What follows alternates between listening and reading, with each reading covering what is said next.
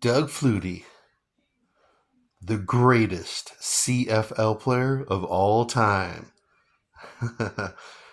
Magic Flutie. Hey, everybody. So now I'm making a football card video of Doug Flutie. Why? Well, because like all my other videos, I have a lot of memories of Doug Flutie. Actually, a lot of memories. Starting college, Boston College, Hail Mary against the Miami Hurricanes. I was 14 at the time, so I have memories of him back then USFL, and then Canada, and then the NFL. So I actually have a lot of memories of Doug Flutie. Okay, so wow, where do I even begin? So I do remember on TV, I didn't watch the game, but I did see the ESPN highlights, and it was all over sports channels. The Hail Mary pass, 1984 against the powerful Miami Hurricanes to win the game, the Hail Mary to win the game. And like I said, I was 14 at the time, 1984, and I remember it. Yes, I do. Um, and I also remember Doug Flutie, 1983, 1984. He was on a lot of talk shows, the Today Show, and other kinds of talk shows. And he was on these talk shows because he was undersized as a quarterback.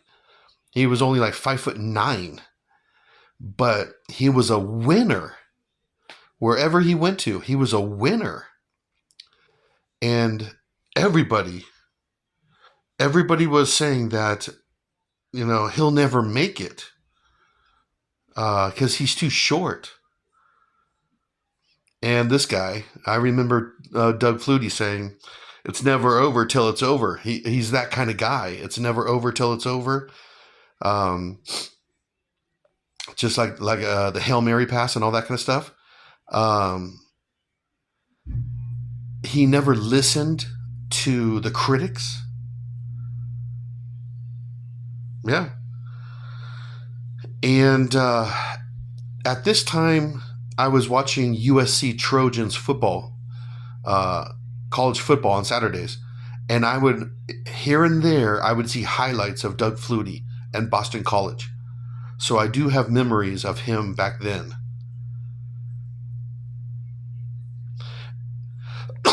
Excuse me. What else?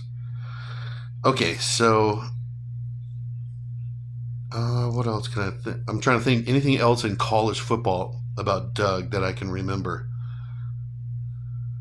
Well, I bought this card here, 1985 Topps USFL football card. I bought this one back in 94 and 95, 1994 and 1995. I got this card because, well, it's Doug Flutie and just what he did in college and especially in the CFL, the greatest CFL player of all time. And he killed it in Canada. Won all kinds of trophies and championships. He killed it there.